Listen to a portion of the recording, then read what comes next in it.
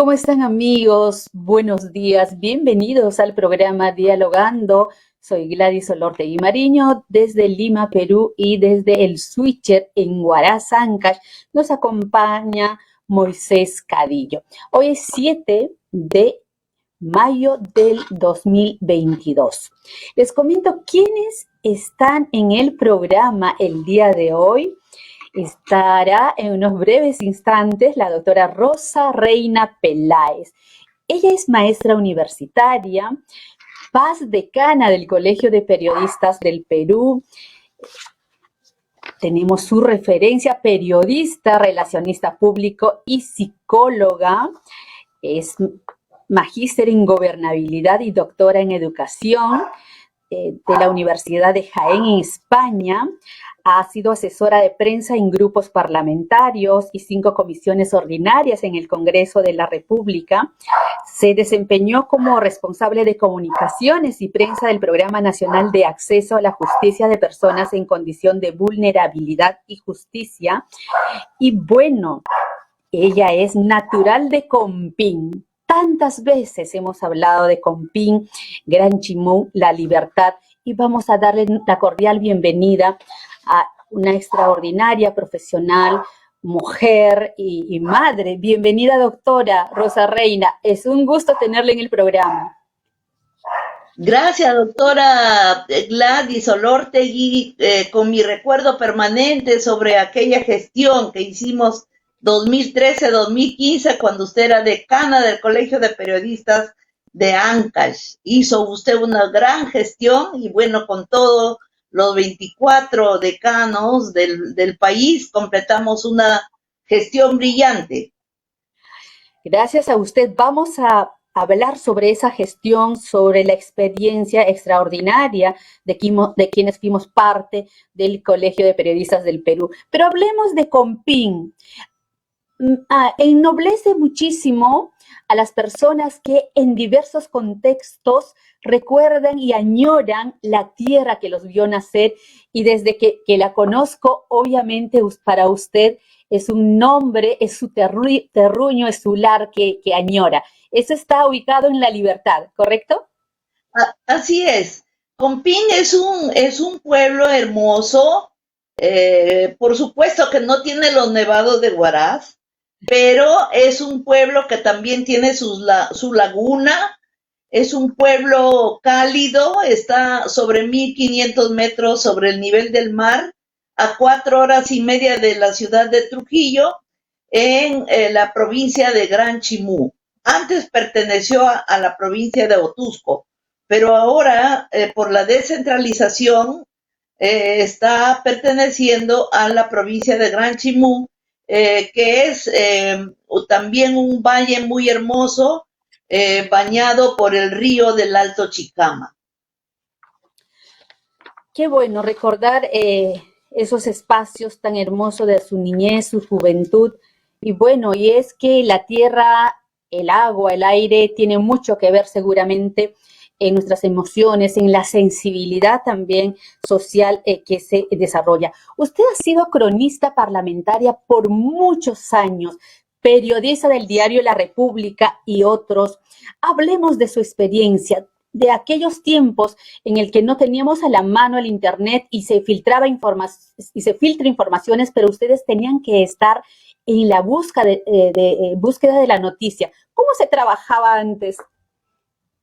Ya, bueno, le contaré que yo inicié mi trabajo, se podría decir, en el diario La Prensa. La Prensa fue un diario similar al diario El Comercio, duró 84 años y bueno, por las exigencias del papel, que en esa época escaseaba, y el mal manejo económico, es que cerró después de 84 años. Era un periódico con una diagramación muy bonita, parecía más o menos a lo que es hoy el diario Comercio. En la prensa trabajé 10 años y en la República trabajé 16 años. De los 26 años, 20 años fui cronista política, cronista parlamentaria, y bueno, tuve la suerte de trabajar con personajes muy importantes de la política y como jefe de información también. Tuve un editor en el diario La Prensa llamado Federico La Rosa Toro, que era un ingeniero calculista y que él, por las madrugadas que hacía y pernoctaba casi en el diario La Prensa, por el fax se enteró de que había muerto Mao Zedong en la China, el líder chino. Entonces, la prensa dio en su primera página esa noticia que en Latinoamérica no lo sabíamos. Entonces, la prensa era un periódico de esos que daba notas exclusivas, que tenía un gran equipo de periodistas y tenía diversas secciones, y en esa época ya se veía cómo es que el diario estimaba el género. Tenía una página de mujeres. Lo dirigía la periodista Marina Cho, una excelente maestra universitaria de la Universidad San Martín, y también Elsa Arana Freire. Había mucha sociabilidad entre las secciones, y también teníamos la revista 7 Días del Perú y el Mundo. La prensa estaba ubicada en el Jirón de la Unión, en la cuadra 7, y desde allí se veía, pues, cuando habían los desfiles, por ejemplo, cuando Juan Velasco Alvarado convocó a toda la comunidad campesina del Perú, e hizo una marcha que iba desde el Campo de Marte hasta la Plaza de Armas, hasta Palacio de Gobierno. Entonces vi esa manifestación enorme, grande, pero por supuesto que gobierno militar, ¿no? No era democrático. Sin embargo, era emocionante ver a las comunidades que desfilaban con toda su energía, con su color alessandinos. Fue hermosa y multitudinaria esa marcha. Luego, el Jirón de la Unión nos permitía socializar con otros periodistas, porque allí también se concentraban no solamente el Club de la Unión, la Plaza de Armas, la Iglesia La Merced, sino también estaba la casa de los poetas como Manuel Escorza, tenía su estudio ahí, y allí se reunían ellos. Entonces era un ambiente hermoso, muy cercano a la Plaza San Martín, y teníamos bastante afectividad. Habían los cafés de antes, donde los periodistas nos reuníamos para conversar sobre la actualidad y para enfocar nuestras notas de acuerdo a ese contexto. Luego pasé a la República, ¿no? Y fue una ocasión muy importante para conocer el Parlamento por dentro y por fuera. Allí, doctora Gladys, hice bastante conexión con los cronistas parlamentarios y también con los políticos como Gustavo Momellona, el que fue director del diario, Osterling, y también apreciamos ahí pues el golpe de 1993 también, ¿no? Noticias como por ejemplo la toma de rehenes, noticias gravitantes como los coches bombas, todo eso cubrimos, no obstante ser periodista política. La República jugó un papel muy importante en el 93, sin duda, fue uno de los medios más leídos, con amplia cobertura, porque considerábamos que estaba dentro de la línea de la verdad, con profesionales de primer nivel, y de hecho, pues, esa referencia continúa. Entonces, vamos a retroceder un poquito.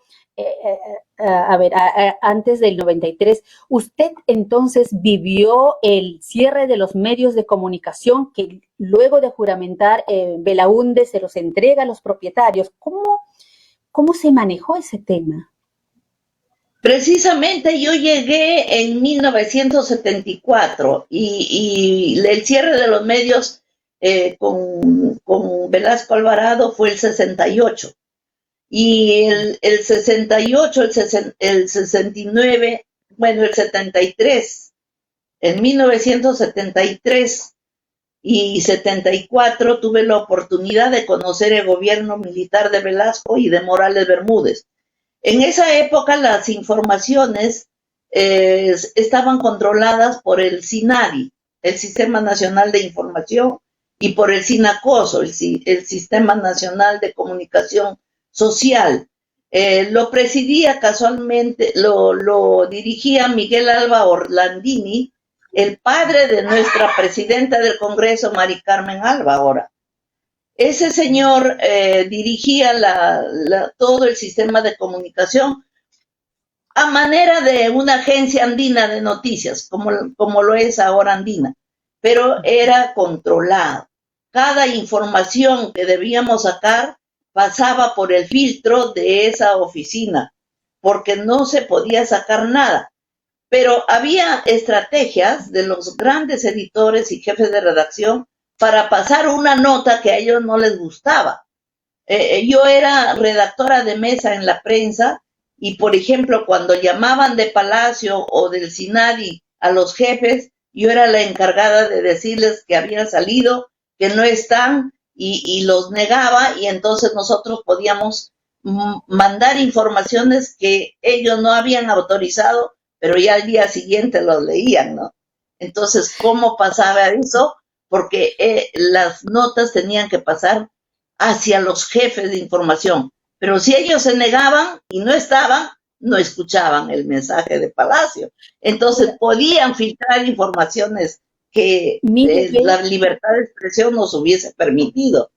Imagínese, hace el 3 exactamente se conmemoró el Día de la Libertad de Prensa, Libertad de Expresión. ¿Lo ha vivido entonces usted, la mordaza que pretendían o que finalmente lo realizaban, pero el medio que usted trabajaba finalmente compartía la información que estaba vetada? ¿Qué reflexión nos merece esta fecha, doctora, que finalmente es muy importante? A pesar de que la libertad de expresión es inherente al ser humano, lo corrobora quizás nuestra constitución política, sin embargo, la libertad de prensa muchas veces se ha visto vulnerada, por ejemplo, con el presidente Alberto Fujimori y esos antecedentes históricos que usted nos menciona. Así es, doctora. En realidad, la libertad de expresión es un derecho humano y hace 74 años en la Declaración Universal de Derechos Humanos se consignó la libre expresión para las personas como un derecho humano y por lo tanto la libertad de expresión funciona en los gobiernos democráticos y la libertad de expresión es el pilar fundamental de la democracia, de la gobernabilidad democrática. Sin libertad de expresión no hay libertad de ciudadanos. No hay tampoco la base que se sustenten las demás libertades, como la libertad de el bienestar de la población. Entonces, por eso los periodistas en todas las décadas, en todos los tiempos hemos luchado para que esa libertad de expresión superviva y se fortalezca. Pero el poder político no aprecia la libertad de expresión. Si bien es cierto que a veces nos hacen gestos de bondad en el Parlamento o las autoridades, los ministros en otras dependencias públicas, pero es una hipocresía. ¿Por qué? Porque a ellos no les gusta que se saquen las cosas que están mal. Entonces, cuando los periodistas de investigación suelen sacar informaciones que a ellos no les conviene, empiezan los ataques o la mordaza, como se dice. Entonces, es importante por eso que el gremio de periodistas esté unido y que se trabaje para cautelar la libertad de expresión. Como usted habrá experimentado durante nuestros 2 años como decana nacional del colegio, hemos luchado para que la libertad de expresión no caiga y hemos hecho un estatuto y también un código de ética, porque la libertad de expresión no solamente significa el derecho de que el periodista o los peruanos o peruanas pueden ir a una fuente y publicar, extraer datos, sino que el periodista tiene que hacerlo bajo principios rigurosos de ética. No podemos nosotros sacar datos falsos, como ahora prosperan los fake news. Tenemos que primero verificar la fuente creíble, datos verdaderos. Entonces se emite una información veraz, oportuna, pero esa información tiene que ser bien trabajada con el fin de que no tenga ninguna probabilidad de lastimar también el honor, la dignidad de las personas. Por eso es que la ética es importante para todos los periodistas. Qué bueno que lo diga, doctora. Usted también tiene una familia periodística y en ese rol de maestra, qué importante es que ellos escuchen este mensaje, ¿verdad? Las nuevas generaciones que se van formando, a veces nos ubicamos como opinólogos, somos los que comentamos la noticia. Bueno, es una forma muy novedosa de transmitir la noticia. Sin embargo, si queremos mantener la pluralidad, la objetividad, creo que contamos la noticia y ahí está. ¿Cómo va en la docencia? Bueno, tuve la suerte también, luego de cruzarnos en los pasillos de la Universidad Jaime Bauzate y Mesa, un tiempo que trabajé, y bueno, pues la maestra es una de las profesoras principales. ¿Cómo mira a esa comunidad universitaria? ¿Cómo mira a los jóvenes en esta formación tan importante, sobre todo con ética, ¿no? Así es. Varios años de los 5 que voy a cumplir hemos enseñado ética periodística, deontología periodística, y actualmente estoy enseñando género del periodismo, legislación periodística y análisis crítico de la historia del periodismo. Bauzate es una universidad que proviene del gremio de periodistas, de la Asociación Nacional de Periodistas. Va a cumplir 84 años como instituto y luego ha sido designada como universidad. Sin embargo, es un ambiente propicio para formar a grandes comunicadores sociales y periodistas, porque tenemos libertad de cátedra, tenemos los criterios profesionales que impartimos a los alumnos y no son vetados. Entonces se ejerce la libertad de cátedra y los alumnos y alumnas tienen mucha vocación y ellos están ávidos de aprender de las personas que tienen más experiencia. Entonces, preguntan, investigan, hacen buenos ensayos, buenas notas, buenas crónicas, y bueno, el desarrollo de la currícula en Bauzate es excelente. También he pasado por Villarreal. Por supuesto, claro. Y también por Alas Peruanas. Y en Villarreal estaba muy gratamente sorprendida porque los jóvenes también tienen ese anhelo de ser grandes periodistas y comunicadores sociales, les encanta la radio, la televisión, pero presentaban muy buenos trabajos. Yo estoy contenta con esa labor docente y lo que quisiera decirles que en ocasión del Día de la Libertad de Expresión, en el Congreso hubo una conversación por primera vez y ya van a abrir el Parlamento, las oficinas que antes pertenecieron a los cronistas parlamentarios. Ahí estuvo el decano actual, los decanos provinciales, y me dio gusto de que hablaran sobre la importancia de la libertad de expresión en un ambiente político crispado, con muchos casos de agresiones a periodistas y denuncias, porque la agresión no solamente es física, es psicológica. La mordaza viene también desde el Ministerio Público, de los poderes judiciales. Entonces, lo que yo pediría, doctora, antes que se acabe el programa, es que el presidente de la República, Pedro Castillo, suscriba la declaración de Chapultepec. Esta declaración tiene 10 principios importantes, como son la defensa de la libertad de expresión, de prensa, de opinión, difusión de pensamiento, pero en condiciones favorables, que los gobiernos tienen que dar la oportunidad para que se genere la libertad de expresión con amplitud, y no se debe cerrar las puertas de las entidades, del Palacio de Gobierno, del Congreso, de otras instituciones, porque los periodistas buscan la verdad. Los periodistas, no buenos periodistas con principios éticos, buscamos la verdad. Y cuando se busca la verdad, no hay nada que pueda mellar a su profesión.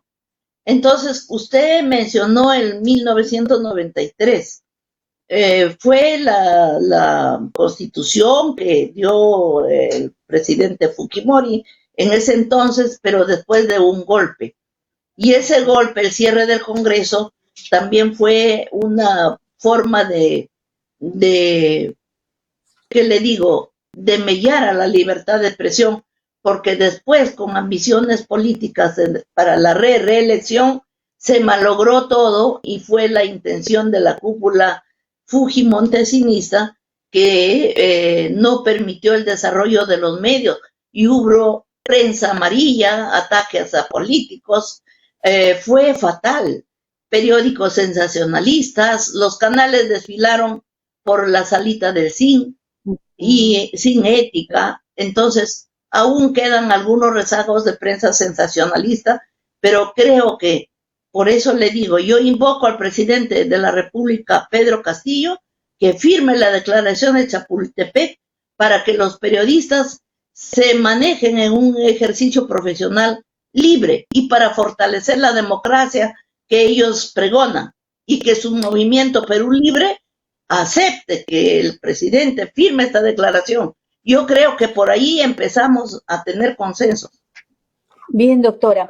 Efectivamente, y la prensa, está la prensa con ética, no es amigo ni amiga del poder, al contrario, está dentro de la objetividad. Siempre han habido espacios de respeto en el que las autoridades están obligados a responder, a hacer un mutis o simplemente escudarse a veces de sus guardaespaldas. No hace bien a la libertad de prensa, a la libertad de expresión, y no necesariamente por el equipo periodístico, sino por la población que tiene que estar informada. Doctora, en un minuto, su opinión respecto, ¿qué cambió de la ANR a la SUNEDU?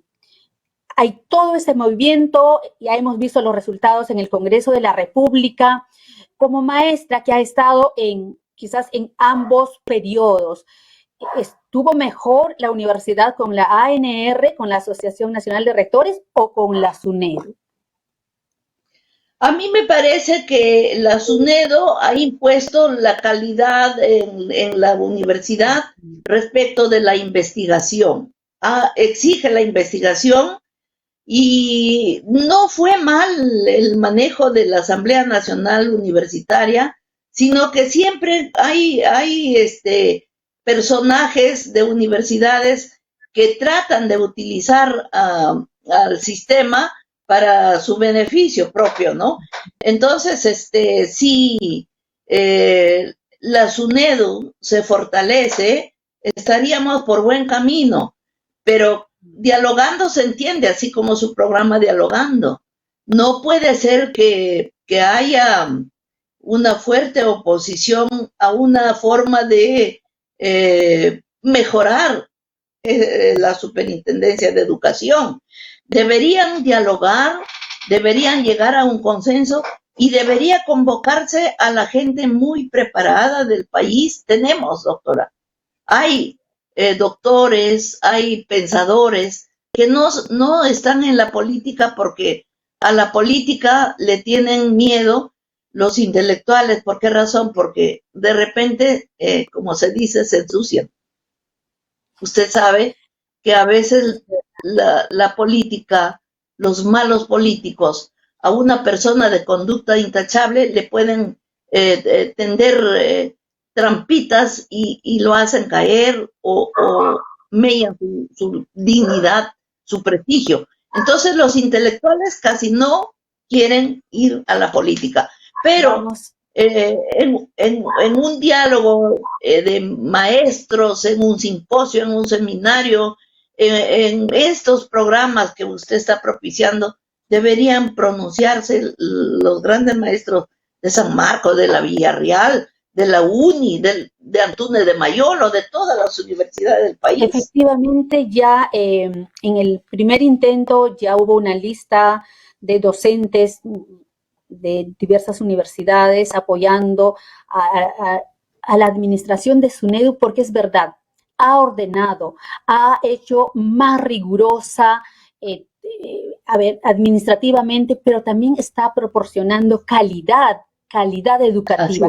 Doctora, tenemos para otro programa, de hecho que ya vamos a conversar con usted. Le agradezco por su presencia en el programa, un fuerte abrazo por el Día de la Madre. Sé que tiene 2 preciosos hijos y de hecho estará conmemorando con ellos. Me gustó, me encantó tenerle en el programa, sabe de mi aprecio y el respeto, porque fue quien, a propósito, es la primera mujer decana del Colegio de Periodistas del Perú y que abrió esa brecha de participación a las mujeres de las regiones del país. Un fuerte abrazo. Gracias, doctora, y gracias a su equipo también y gracias a la audiencia. Feliz Día de la Madre. Pero usted transmita mi saludo a su entorno y a su madrecita que debe estar en Huaraz. Muchas gracias, doctora. Muchas gracias. Le haré presente. Un fuerte abrazo.